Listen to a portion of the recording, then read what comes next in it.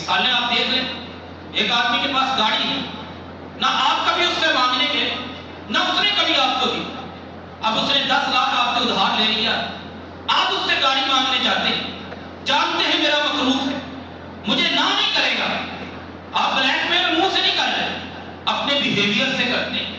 یہ سود ہے جو آپ فائدہ اٹھانا شروع کر دیتے ہیں۔ ہمارے یہاں گروی کا نظام چلتا ہے، یہ اسی آیت جو میں نے آپ کے سامنے تلاوت کی، سورۃ البقرہ کی 282 نمبر آیت، قرآن مجید کی سب سے لمبی آیت، الف سے لے کر یا تک سارے حرف اس میں موجود ہیں۔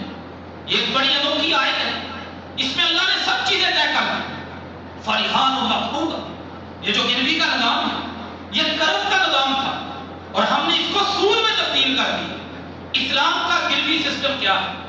میں کسی سے 50 لاکھ روپے لینا چاہتا ہوں، گارنٹی میں اپنی 2 ایکڑ زمین اس کو دے دیتا ہوں، یہ میری 2 ایکڑ زمین صرف گارنٹی ہے، وعدہ آنے پر اگر میں پیمنٹ اس کو نہیں ادا کر سکا، وہ میری زمین بیچ کر اپنی پیمنٹ پوری کر دے، اس کو کاشتکاری کرنے کا کوئی حق نہیں، فصل اگانے کا، کھانے کا، گھر لے جانے کا کوئی حق نہیں۔ میں نے اپنا مکان اس کو گروی دیا ہے، وہ اس میں جا کے رہائش اختیار کرے، اسلام اس کو اجازت نہیں دیتا۔ وہ کرائے پہ لے کر کرایہ اپنی جیب میں ڈالے، اجازت نہیں دیتا۔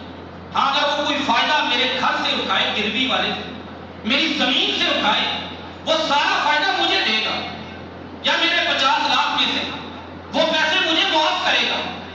اگر وہ 50 لاکھ بھی پورا لے، میرے مکان کے کرائے بھی لے، میری زمین کی پیداوار بھی لے، وہی سود ہے۔ کلو قرض جر منفعۃ فہو ربا، یہ ہمارے قرض کے معاملات، ادھار کے معاملات، ہماری عبادتیں کھا رہے ہیں، ہمارے سجدوں کی روح انہوں نے چھین لی ہے، ہمارے دلوں پر قرآن نہیں اثر کرتا، ہماری معیشتیں جب کفن میں لپٹتی ہیں، سب کچھ ہو رہا ہوتا ہے، اولادیں سب کچھ تقسیم کرتی ہیں، لیکن لین دین ہمارے پھنسے ہوئے ہیں۔ اسلام یہ نہیں کہتا کہ آپ کا قرض صرف وہی آپ کے ذمے ہے جو آپ نے کسی حاجی صاحب سے لیا ہے، کسی نمازی حضرات سے لیا ہے۔